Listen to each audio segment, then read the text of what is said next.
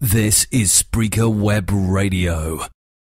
It is your Classic Metal Show right here on the ClassicMetalShow.com. That is Love Train, one of Chris's favorite tunes. How come you picked that one, Chris? It's like the best tune on Elation, man. It's a great tune. It's like one of those tunes where our guest actually really stretches out on guitar and shows that real blues flavor that he has. So it's probably my favorite tune on the new record. Well, I guess the guest you're speaking of is founding member, guitarist of the band Great White, and that would be our good friend Mark Kendall. Welcome back to the Classic Metal Show there, Mark.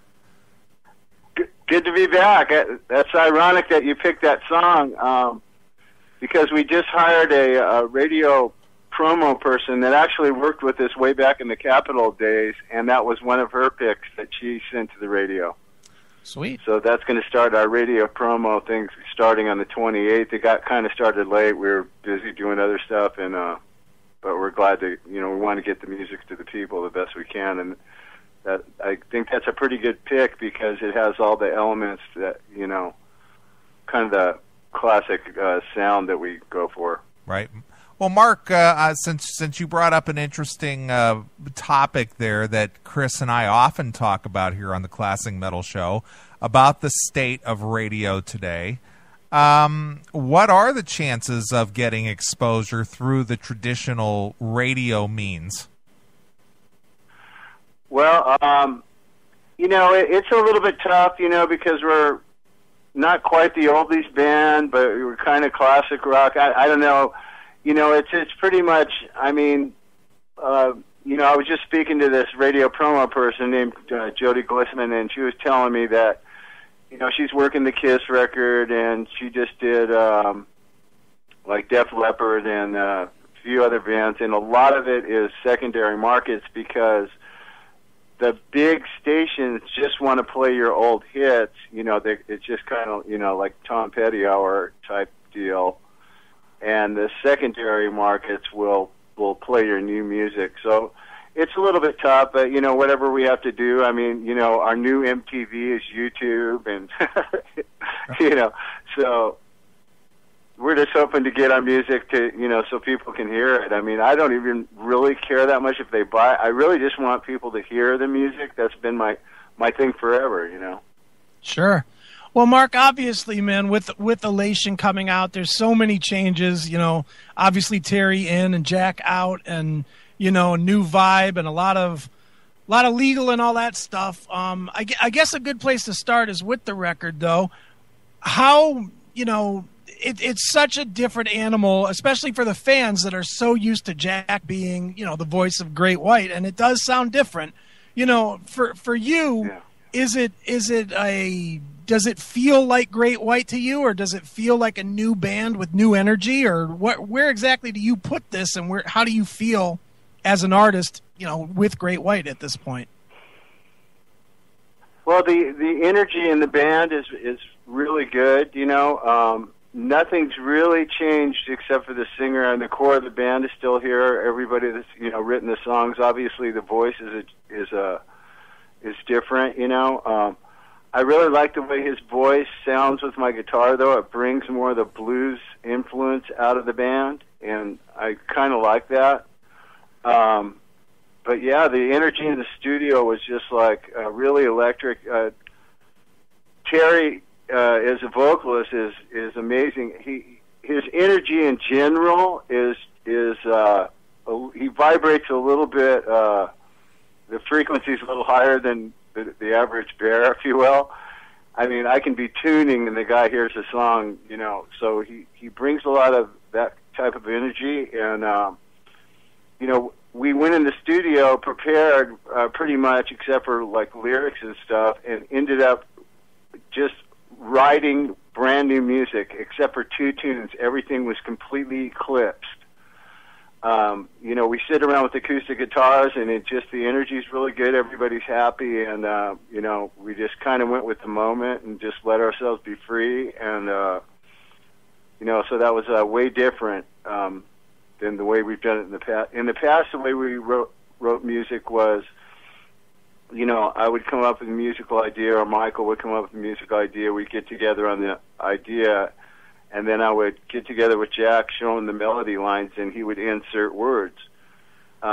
This time, I would, if I wrote a song, Terry would go home and come back with a finished song, or we would work it out in the studio. So it's fun, and Terry had been filling in for Jack for 2 years, and, we're waiting for Jack to return. We were told he's getting better and this and that, and so when it came time to where he couldn't come back, it was just the obvious choice was Terry, because we were getting along with him so well, and really like the way the live shows are going. So, absolutely, man. We just want to be happy. It's nice to not have all the drama and the emergency rooms and the falling down and the opiate abuse and everything else that we're dealing with. Just to have a healthy band, everybody's on the same page, and we're all, just, it's easy now. I mean, it's just about writing music, playing live, and enjoying ourselves, and we really couldn't do that with an unhealthy person that was struggling, Right. Well, let's talk about that just a little, Mark, because obviously, I mean, certainly it's no secret. Even Jack talks about, the drug use and how that was a problem and whatnot. But at the same time, everybody, anybody that knows the industry and especially the 80s metal scene, I mean, it's no secret that you guys all, Great White as a unit, was one of the hardest, if not the hardest, partying band out there. Doesn't it almost seem a little bit hypocritical to say, okay, well, you're still partying, so you can't be in the band? Well, I think partying is one thing, but, major drug abuse where it's destroying your body is a different thing. It's on a different level. And, I work with a lot of struggling addicts and alcoholics, and the reason most of them are successful is because they want to be well, and I don't think we were really getting that with Jack. It's really frustrating. I put my heart and soul into him, trying to get him well.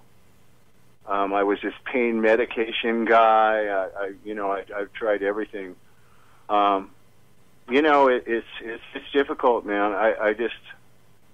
I wish he would really, really just flush his body of all the stuff he does to it, and just get well. I mean, that's all I can say about that. Well, I can tell, you're still deeply hurt by all of the things that have happened, Mark. I can hear it in your voice. You're very measured in your tone and the way that you choose your words. And, obviously this has been going on since late last year. So if anybody hasn't already read all the drama in the press already, I don't want to bring that to this show because we've seen and heard it, and there's really nothing left to be said as far as I'm concerned.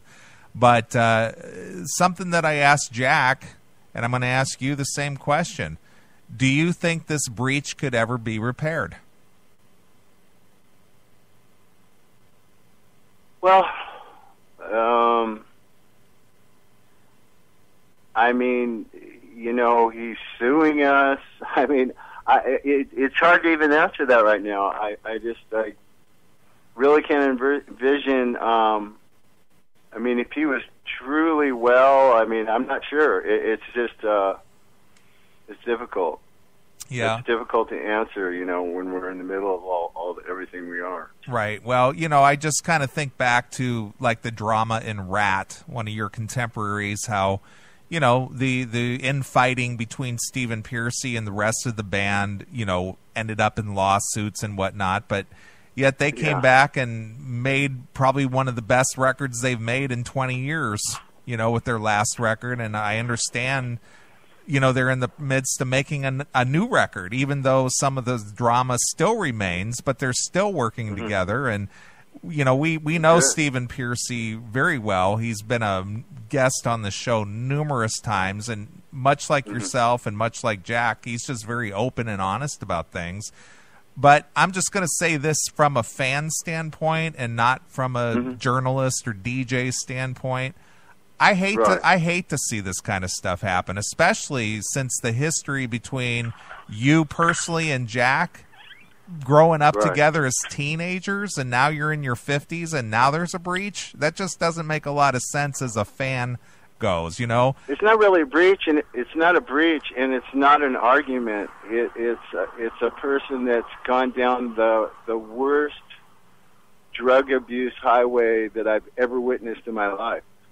You know, this isn't like, oh, we got in a fight and we're just over each other. You know, he just self-destructed, and you know, this is nothing that anybody wanted to see happen. You know, we've waited, we've tried. You know, everybody's fought. You know, to try to get him well. And I mean, I've been at his bedside in rehabs. I mean, day after day, when you can do it, I've cried in family meetings. You know, just saying, I don't think you have another bender in you, buddy. You know, come on, you can do it. You know, one day at a time, the whole thing. You know, so it's totally not easy to watch or be a witness to. I don't know what to say. You know, I've seen some of the YouTube things that he's out playing, and I know what he's capable of, and I'm not seeing it. I'm seeing somebody who's, you know, struggling. He's not singing well. He looks like he can barely stand up. You know, it's not the Jack Russell I've known. You know, the guy flying around the stage and taking command like he did in the past. Sure. And it's just addiction. It's ugly. Yep, agreed. Well, let's shift gears and talk about the record and get out of the ugliness. How's that sound? Okay. All right. Obviously, man, with Elation, at least from a fan standpoint, more than probably any other great White record, at least to me, it just seems like there's a lot more moodiness to the record. I mean, you've got songs like we played Love Train, and maybe even something like Heart of a Man are very bluesy, which is definitely from your background, but maybe a little more true blues than anything Great White's done in the past, where it was more like of a rocked up thing with a blues element, if that makes any sense. But at the same time, you've got stuff like Something for You, to the opening track, which, you know, just a straight up rocker. And, you know, the record does seem to have, it's more of a roller coaster than a lot of the past Great White stuff. Was that because you guys just were experimenting and learning each other in the studio, or is that just sort of how the songs came out, or what? Well, you know, I mean, I pretty much write. I didn't change any of the way I always write. It might sound more bluesy because of the singer, but I haven't all of a sudden, you know, tried to write any certain way or take any new directions. I mean, that as far as the songwriting wise, you know, if you look at the past two records, there's a lot more energy to this album. There's more up-tempo stuff. I mean, you know, the ballads are less sappy. Well, there is one song that's kind of in the Foreigner type thing, and Foreigner-ish, if you will. We always seem to come up with something like that on just about every record, but apart from that, you know, we just had fun. We just kind of let loose, and the opening track was just something we came up with in like 5 minutes in the studio, and we just were cracking up and having fun with it, you know. Sure. And I kind of came up with that little country lick, and, you know, it was a kind of basic, but it's really fun to play live, and people respond to it, and you know, it's got good energy. So, right. Well, how has it been? You know, since you brought up the road, how has it been out there on the road? Do you find that people are receptive immediately to it, or do you almost have people? And I know Terry's been in the band a little while now, so it's not like it's anything brand new. But do you still find a lot of people that are like, that like watch half the set with like a let me see how this guy is before they get into it? No, not at all. He just nails it. I mean, we can play anything we want. He has all his range. He can sing anything in the catalog, like pretty much nailed. And we've had no problems live, and the crowds are just crazy great. And we're playing really big shows, and everything's going good. Our live show has great energy. We're getting feedback from the promoters. They're writing emails saying how professional we are and all this stuff. So as far as the live show, it's just it couldn't be better. And we bring the crowd right into the show. Terry has tons of energy, gets the crowd just totally riled, and it's fun. Excellent there, Mark. Well, we've had Terry on the show numerous times over the years. He's been a really cool guy to us. And I've been a XYZ fan for, years, and I've had him on the show when when he released his last XYZ record, Letter to God, and he had a solo record out, and you guys had kind of shared band members there at one point with Sean McNabb, who's with with Dokken now. Well, I heard he was played with Terry before in his band. I had to go on the internet just to kind of really study what Terry's been doing, because I don't have any of the XYZ music or anything. So I really checked out what they did, and one thing I really noticed is where he shines is any kind of blues type riff stuff, man. He just nailed it. It reminds me of kind of Glenn Hughes or something, Right. Well, you also have some commonality. Yeah, you also have some commonality, as in Don Dokken produced you guys' first record, and he produced XYZ's first record. So yes, yeah. He told me about that. Sure. That he did the one with Inside Out or whatever. Right. That was their very first record, right? Right, exactly. Okay, yeah. He told me that Dokken produced it and everything, and we do have that in common. Yep. So I met Dokken years ago. I mean, it was literally, I want to say, 1975. Yeah. I was in a band, and we played with Dokken, and he was in a band called Airborne. Right. And I was in a band called Zizix. And we did the show in L.A., and he had Bobby Blotzer playing drums, and I believe Tom Crucier, who's Juan's brother, he's a bass player also, was in the band. And it was just like a trio, with Don playing guitar and Greg Leon playing guitar. Completely different, Don playing guitar and everything. It was a lot different than what it ended up being, but... Well, the rock world is very incestuous. But well, going back, Mark, when did you meet Terry for the first time? Because I know when I've read some interviews where Jack is talking about quote unquote this guy is taking my place, and I don't know who this guy is, and I don't know this guy's music. I'm surprised. I'm surprised. Well, I'll tell you, as far as this guy thing. He even called Terry more than once. I think he called him at least twice to thank him for filling in and said he's doing a great job. So I don't know why he would say that. But anyways, what happened was Jack wasn't able to. We were going to cancel a show, and what I heard was Terry was kind of a good go-to guy when you need someone to fill in on the fly. And he was actually playing the M3 Festival on the same day, and he changed his set time so he could come sit in with us and play this show in Iowa or something. And we didn't want to cancel and upset the promoter at the last minute, so he had to learn songs on the airplane and all this stuff. And he just came and just killed it. I could not believe he did as well as he did in such short notice. And you looked over at him as he was singing, you go, who the heck is this guy? Yeah, I was blown away. And he starts jamming, in songs that are set that we've never, jammed in. He would all of a sudden, he'd just go into this like jam, and I'm just going, okay, this is cool, you know, I'll go with this deal here, which made it kind of fun, you know, because you can get kind of, when you're playing like, you know, your set or whatever night after night, it can get old. I like to throw jams and stuff in, and they might be different any given night, but to have it come random like that is even better because you're not really expecting it.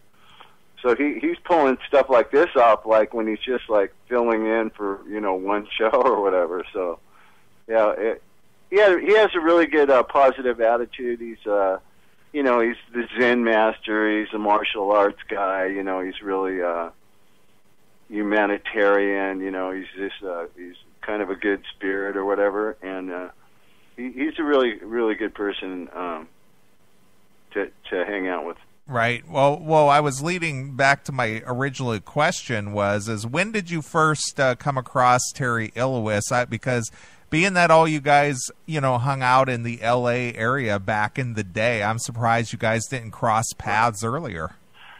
Yeah, I'm kind of surprised too. I remember that there was a time when he was looking for me for some reason. In fact, I've never even brought this up to him, but I heard he had some project and he was interested in me playing on it. And we were super busy touring, so I wasn't able to do it, but I'll have to ask him about that. But I remember that I could have crossed his path then. So I have heard of him before, but I just didn't know him at all. I've never like met him in person or anything. Sure. I don't know what we were doing when they made that record. I suppose we were out because we were on long tours back, you know, in the late '80s. We were always on the road. We'd leave, you know, for tons of time. I mean, I remember one time I left my house. I was 31, and when I returned home, I was 33, and that was one single tour. Wow. So it was crazy, you know, how much we were on the road, but. Yeah, it is ironic that I never ran into him, but I did know that song, the one big song they had, Inside Out. It was a pretty sweet song.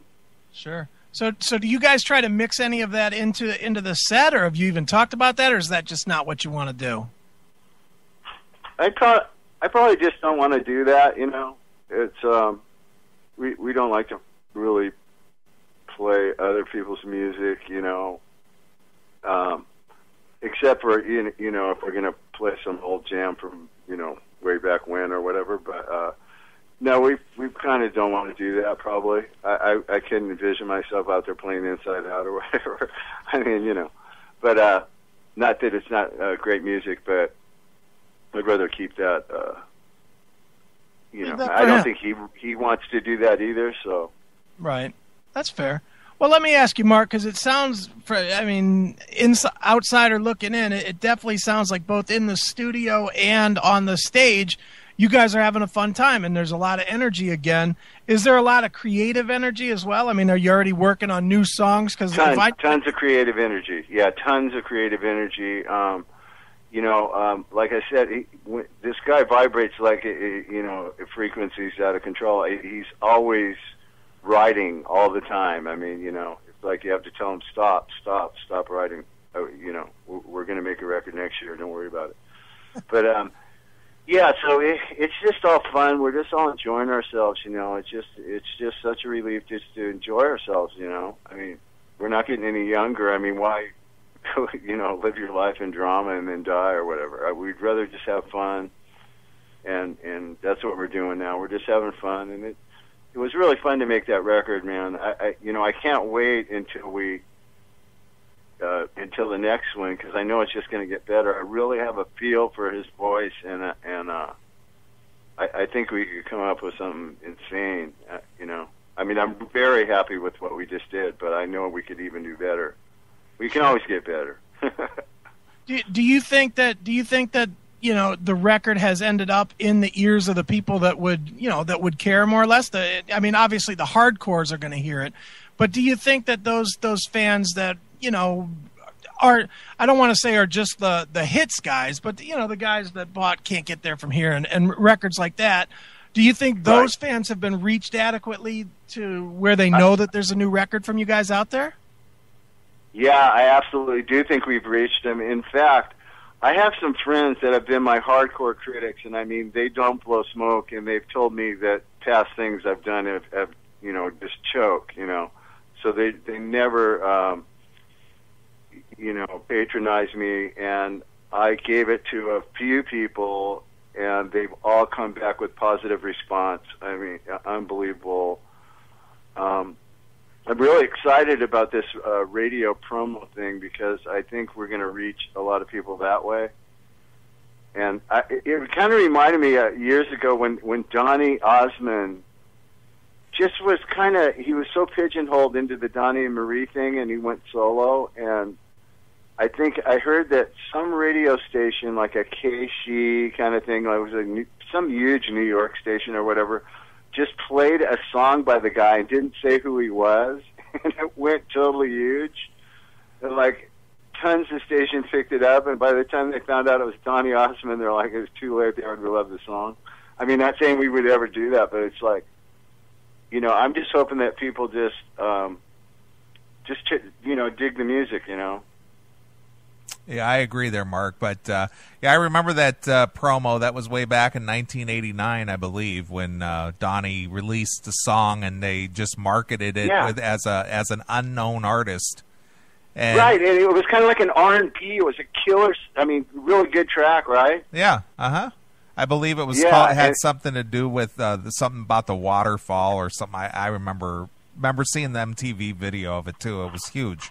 I'm glad you remember that because I remember that like so well that they didn't want to say it was Donny Osmond because of his squeaky clean image, and he had this kind of manly thing going on.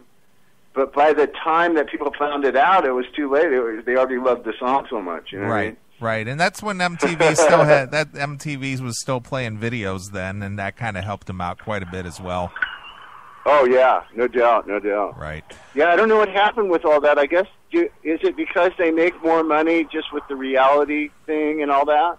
Well, the record label. You should know this, Mark. The record label put the money up to make the videos, but there's no record. Oh, sure. There's no record deals anymore, so nobody has any money. Right. Right. I totally get that. Yep. In fact, I did a project, and I was kind of working with Tom Wally from Interscope on it. And, I remember calling down there, and when they'd answer the phone, they'd say, like, Interscope, Universal, they'd name, like, 5 labels. It's like they're all in the same building now. They're all, like, kind of like airlines. They're all merged into one or something. Or radio stations, for that matter. Yeah. A lot of internet. Yep. All right, Mark. Well, you're always a welcome guest here on the Classic Metal Show. I'm sorry it's been so long since we've been in touch, but you're welcome back anytime you want to promote something for free. Sweet. Okay. We won't even charge you like your publicist. I'll keep that in mind. We won't even charge you. Awesome, But anyway, good luck with the new record and the touring and hopefully the ugliness behind the scenes will calm down for you and you guys can just sort of maybe work out your differences somewhere down the road. But to end this interview on an upbeat thought here, one of my first recollections of Great White was when I was living in the LA area between 85 and 91. Great White had a food drive down in LA. If you brought canned food, you could get into the concert for free. Do you totally remember that? Yep. So I actually participated in that. So oh, right on. I believe that was 1988, if I'm not mistaken. Yeah, the food drive thing, I totally remember that, all the cans of food and stuff. Right. So just keeping the positive thoughts alive for you. Yeah, I love to get involved with all that charity work and stuff. It's awesome, man. Right. All right, Mark, well, is there anything else you'd like to let the fans know where they can find Great White on the web and what the immediate plans are? The best way to find out what we're up to and, updates, tour dates, whatever, is to go to greatwhiterocks.com because it has a lot of our tour dates, like all our European stuff, and, we got a lot going on. So if you want to try to catch us somewhere, hopefully we get close enough to you to where you can come down and check it out. But yeah, that's the best place is greatwhiterocks.com. Excellent. And you can always come on our Facebooks and we'll be your friends. That almost sounded derogatory, Mark, the way you said that. You can come on our Facebook. Facebook thing, you know. Okay. All right, Mark. Well, if there isn't anything else, we were going to let you pick a tune and take us out of this interview and tell us a story about it. On the new album? Whatever you'd like. Okay. Let's do Feeling So Much Better. I really like that song. I had to really come with something on the fly because the record company wanted to hear what we sound like with the new singer and everything, and we kind of had to come with a couple songs. And Michael already had a song, and I had a song. We ended up doing those two songs and making a quick demo, like in a couple hours or whatever. So that's kind of cool if you play that one. Excellent. Feeling So Much Better. All right, excellent. All right, Mark, as always, we appreciate you taking the time. Go pick up the new release from Great White, Elation, and this is what, Mark? It's called Feeling So Much Better. Exclusively here on your Classic Metal Show.